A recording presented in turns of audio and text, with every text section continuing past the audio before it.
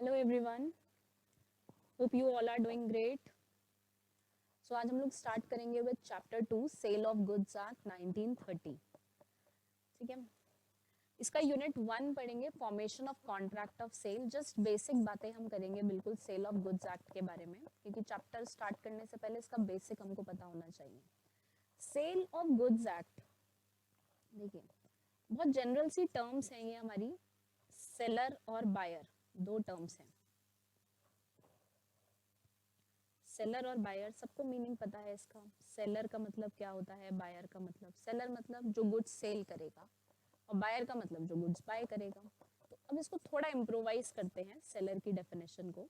Seller मतलब जो goods sale करेगा या जो अग्री करेगा गुड्स सेल करने का, मतलब who will sell the goods या who agrees to sell the goods, जिसने अग्री किया है कि मैं किसी फ्यूचर डेट पर गुड्स को सेल करूंगा, उसको हम सेलर बोलते हैं।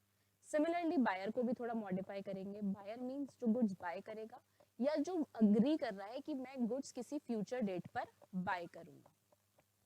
तो सेलर और बायर में एक मैंने बोला अग्रीमेंट टू सेल।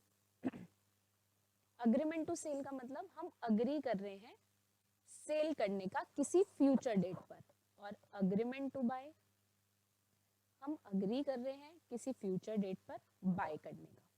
तो ये थोड़ा हमने मॉडिफाई किया है सेलर और बायर की डेफिनेशन को। गुड्स सेल करना, सेलर गुड्स सेल करेगा या अग्री करेगा, बायर गुड्स बाय करेगा या अग्री करेगा बाय करने का। ये सेलर और बायर की आपकी डेफिनेशन होती है। इसको आप यहाँ पर अपने पढ़ भी सकते हैं। बायर एंड सेलर definitions में, buyer means a person who buys or agrees to buy goods. Seller means a person who sells or agrees to sell goods. आ गया ना, who sells और agree, यानी जो सेल करेगा और अग्री करेगा goods sale करने का किसी फ्यूचर डेट पर।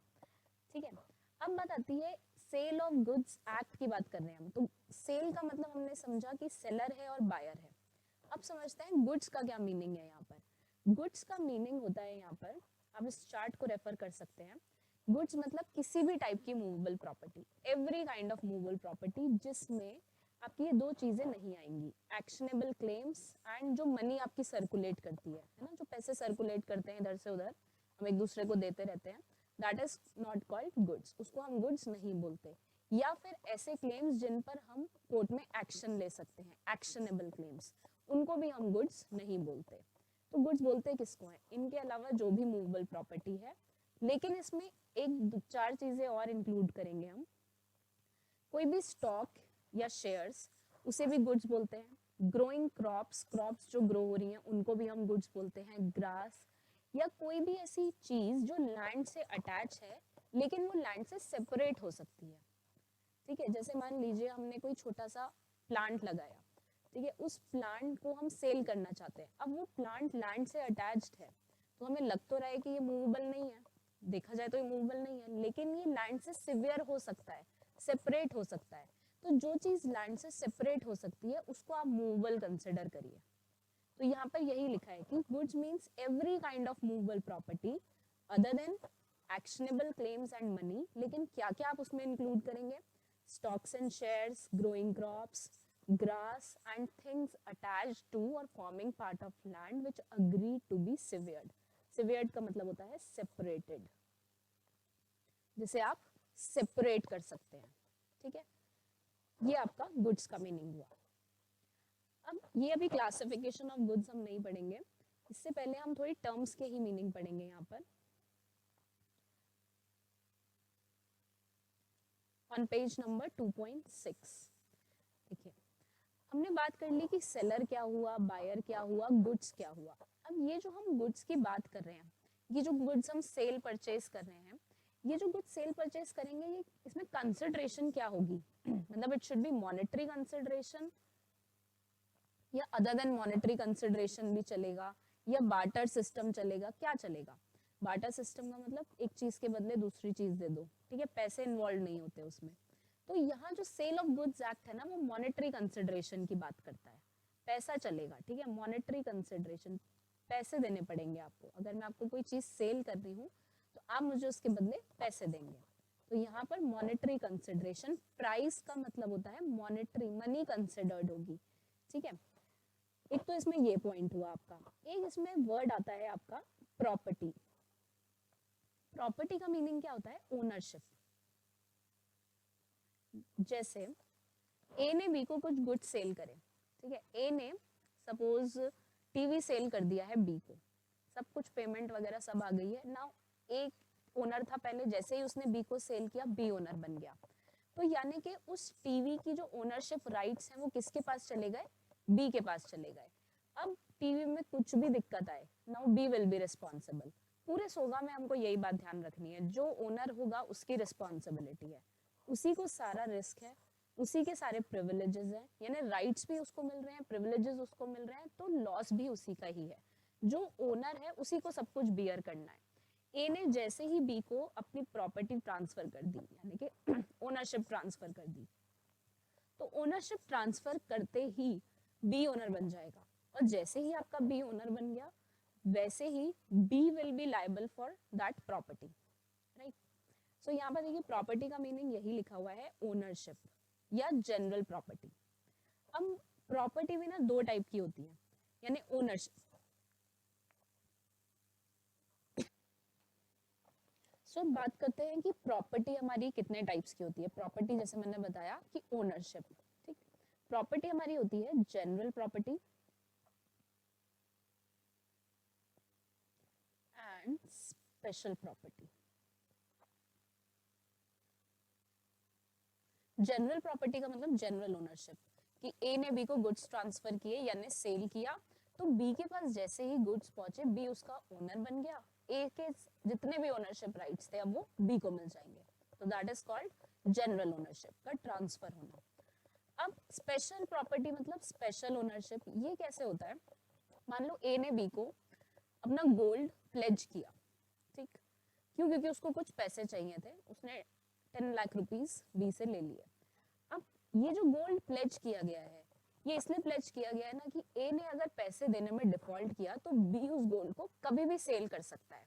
तो बी जैसे ही उस गोल्ड को सेल करेगा वो पैसे रिकवर हो जाएंगे। लेकिन हमारे पास कंसेप्ट क्या है? जो ओनर होता है वही आगे फर्दर सेल कर सकता है, बट बी तो ओनर है नहीं गुड्स का। जैसे जनरल ओनरशिप में हमने बोला कि ए ने बी को गुड्स सेल कर दिए, ए से ओनरशिप बी के पास चली गई, अब बी उन गुड्स का कुछ भी कर सकता है क्योंकि बी ओनर बन गया है गुड्स का। ये तो जनरल ओनरशिप की बात थी, यानी जो ओनर होगा वो गुड्स का कुछ भी करे। बट स्पेशल प्रॉपर्टी में मैंने बोला कि ए ने बी को गुड्स प्लेज करे थे, तो बी ओनर तो नहीं बना ना गुड्स का, उसके पास सिर्फ गिरवी रखा गया है गोल्ड, राइट, और बी ने उसको पैसे दे दिए। उसका ये जो सेल करने वाला राइट है वो कब एक्टिवेट होगा? वो तब एक्टिवेट होगा जब हमारा ए पैसे देने में डिफॉल्ट करेगा, राइट। तो ये होती है हमारी स्पेशल ओनरशिप, यानी अगर कोई डिफॉल्ट हो जाता है पैसे रीपे करने में, तब हमारा स्पेशल ओनरशिप का राइट हमको मिलता है, जहां पर जो अपने चीज जिस बंदे को प्लेज करी हुई है वो अपने पैसे रिकवर करने के लिए बिना ओनरशिप के भी गुड्स को सेल कर सकता है, उसको बोलते हैं हम स्पेशल ओनरशिप। लेकिन हमारा sale of goods act special ownership के बारे में बात नहीं करता, वो सिर्फ किसके बारे में बात करता है? जनरल प्रॉपर्टी के बारे में। जनरल प्रॉपर्टी हम डिस्कस करते हैं सिर्फ सेल ऑफ गुड्स एक्ट में, राइट। सो अब हम बात करते हैं रिगार्डिंग प्रॉपर्टी। प्रॉपर्टी हमारी दो टाइप की होती है, general property and special property. General property का मतलब जनरल ओनरशिप, यानी जहां पर ए ने बी को गुड्स ट्रांसफर जैसे ही करे, ए ने अपनी ओनरशिप ट्रांसफर कर दी बी को। अब जो बंदा ओनर बनेगा उसी के पास सारे राइट्स आएंगे, ठीक है, यानी वो आगे कुछ भी गुड्स का कर सकता है, चाहे सेल करे या जो भी वो करना चाहे, डिस्पोज ऑफ करना चाहे गुड्स को, कुछ भी कर सकता है वो उन गुड्स के साथ। That is called general property. Special property में क्या होता है? ए ने सपोज बी के साथ अपने गुड्स प्लेज करे क्योंकि उसको 10 लाख रुपीस की रिक्वायरमेंट थी। अब बी ओनर तो नहीं बन गया, ए ने तो सिर्फ क्या किया? गुड्स प्लेज करे हैं। तो यहाँ पर हमारा जो बी है वो ओनर नहीं बना है गुड्स का, लेकिन क्या उसको ओनरशिप वाले राइट्स मिलेंगे? तो इस केस में उसको ओनरशिप वाले राइट्स तब मिलते हैं अगर ए ने बी का पैसा देने में डिफॉल्ट कर दिया, उसको बोलते हैं हम स्पेशल ओनरशिप या स्पेशल प्रॉपर्टी। बट हमारा सोगा ना स्पेशल प्रॉपर्टी के बारे में बात नहीं करता। हमारा जो सोगा है वो सिर्फ किसके बारे में बात करता है, वो सिर्फ जनरल प्रॉपर्टी के बारे में बात करता है, यानी जनरल ओनरशिप के बारे में हम बात करते हैं कि ए ने बी को गुड्स सेल किए, जैसे ही सेकंड पर्सन के पास ओनरशिप ट्रांसफर हुई वैसे उसे सारे ओनरशिप राइट्स मिल जाते हैं। ठीक, ये आपका हो गया प्रॉपर्टी। उसके बाद हम बात करते हैं इंसॉल्वेंट की। इंसॉल्वेंट का मीनिंग क्या होता है कि जो पर्सन जिसका दिवालिया निकल गया, एक सिंपल लैंग्वेज में बोली जाए तो जिसका दिवालिया निकल गया, वो अपने डेट्स जो लायबिलिटीज पे ऑफ नहीं कर पाएगा, तो उसको हम इंसॉल्वेंट बोलते हैं, उसे हम इंसॉल्वेंट डिक्लेयर कर देते हैं, यानी कोर्ट उसको इंसॉल्वेंट डिक्लेयर कर देगा, दैट इज कॉल्ड इंसॉल्वेंट। फिर एक टर्म है आपकी मर्केंटाइल एजेंट। मर्केंटाइल एजेंट कौन होता है? जैसे मान लो मिस्टर ए है हमारे, मिस्टर ए बिजनेस कर रहे हैं, ठीक, इनको अपना बिजनेस फ्लरिश करना है मुंबई में। इन्होंने एक एजेंट अपॉइंट किया, इस एजेंट को सारे राइट्स वही वाले होंगे जो मिस्टर ए को होंगे। मतलब अगर इसको सपोज फंड्स रेज करने के लिए पैसे उठाने हैं, लोन लेना है, तो ही कैन डू सो, जैसे मिस्टर ए भी कर सकते हैं ना। मिस्टर ए ओनर हैं गुड्स के, तो उन्होंने एजेंट को अपॉइंट किया है कि तुम मेरे बिहाफ पर गुड्स को सेल परचेज करो, ठीक है, मेरे बिहाफ पर। कहाँ पर? मुंबई में। तो ये जो एजेंट है ये काम तो मिस्टर ए के लिए कर रहा है, लेकिन इसको राइट्स सारे मिस्टर ए वाले मिले हुए हैं, उसी को बोलते हैं मर्केंटाइल एजेंट। पढ़ सकते हैं इसको। It means an agent who in the customary course of business as such agent authority either to sell goods or to consign goods for the purpose of sale or to buy goods or to raise money on the security of the goods।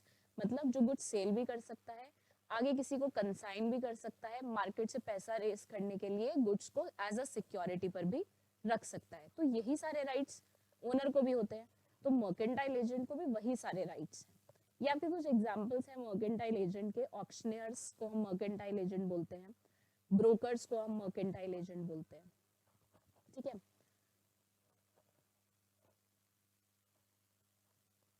उसके बाद बात करते हैं एक document of title to goods की। Document of title to goods का मतलब एक ऐसा डॉक्यूमेंट जिससे हमें ओनरशिप का पता चले। जैसे हमने एक वर्ड सुना होगा railway receipt, bills of lading, ठीक, ये सब क्या होते हैं? बिल्स ऑफ लेडिंग वगैरह। अगर आपके गुड्स शिप के थ्रू आ रहे हैं तो वहां पर ना आपको एक बिल ऑफ लेडिंग प्रोवाइड किया जाएगा कि जिसमें आपकी ओनरशिप के बारे में बात लिखी होगी। ये वो डॉक्यूमेंट होगा जो बताएगा कि who is holding the goods, who is the owner of the goods, वो बताता है ये document of title to goods. तो ये जस्ट इसके एग्जांपल्स हैं, bill of lading, dock warrant, warehouse keeper certificate, wharfinger certificate, railway receipt, multi modal transport document. इन सब डॉक्यूमेंट्स हमें ये पता चलता है कि who is the owner of the goods, it is showing the ownership of the goods. अब इसमें ना एक डिफरेंस है, document showing title and document of title. यहाँ पर लिखा है आपका 2.6 पेज पे। डॉक्यूमेंट शोइंग टाइटल का मतलब क्या होता है? डॉक्यूमेंट शोइंग टाइटल जैसे एक शेयर सर्टिफिकेट होता है। शेयर सर्टिफिकेट क्या है? शेयर सर्टिफिकेट का मतलब एक मिस्टर ए है, वो इतने नंबर ऑफ शेयर्स होल्ड कर रहे हैं किसी XYZ कंपनी के, तो आपकी कितनी ओनरशिप है उस कंपनी के शेयर्स में, ये बताता है एक शेयर सर्टिफिकेट। लेकिन क्या आप इसको ऐसे ही ट्रांसफर कर सकते हैं शेयर सर्टिफिकेट को? बताइए, कर सकते हैं क्या? तो देखिए इसमें क्या लिखा है, it merely shows that the person named in the share certificate is entitled to the share represented by it, but it does not allow that person to transfer the share mentioned therein by mere endorsement on the back of the certificate and the delivery of the certificate। वो क्या बोल रहे हैं, वो जो share certificate है ना, उसमें आपने मान लीजिए उसके पीछे लिख दिया, आपने साइन कर दिया और लिख दिया कि ट्रांसफर टू मिस्टर बी। आपका नेम लिखा है मिस्टर ए कि ये मिस्टर ए 10,000 शेयर्स इस कंपनी के होल्ड करते हैं, ये शेयर सर्टिफिकेट पे लिखा है। आपने इसे किसी और को एंडोर्स करना है, ट्रांसफर करना है, तो आपने उसकी बैक साइड पर लिख दिया एंडोर्स टू मिस्टर बी। अब ये जो एंडोर्स टू मिस्टर बी आपने लिखा है, क्या ऐसा लिखने से ही शेयर सर्टिफिकेट ट्रांसफर हो जाएगा? नहीं, ऐसा लिखने से शेयर सर्टिफिकेट ट्रांसफर नहीं होता। यानी डॉक्यूमेंट शोइंग टाइटल खाली मेयर डिलीवरी से ट्रांसफर नहीं होते, आपको उसके लिए प्रॉपर प्रोसेस फॉलो करना पड़ता है। मेयर डिलीवरी से you can not transfer that document. क्यों? क्योंकि it is showing the ownership of the person, ownership show कर रहा है एक पर्सन की। ये होता है आपका document of title and document showing title of the goods. तो ये हमारे कुछ कंसेप्ट्स थे regarding sale of goods act. कुछ टर्म्स थी जो हमें समझनी जरूरी है सेल ऑफ गुड्स को एक्चुअली स्टार्ट करने से पहले, एक्चुअली उनके कंसेप्ट स्टार्ट करने से पहले इन टर्म्स का हमें ध्यान रखना है. ठीक है, तो आगे की बातें नेक्स्ट वीडियो में करेंगे. Thank you so much, bye bye, take care all of you.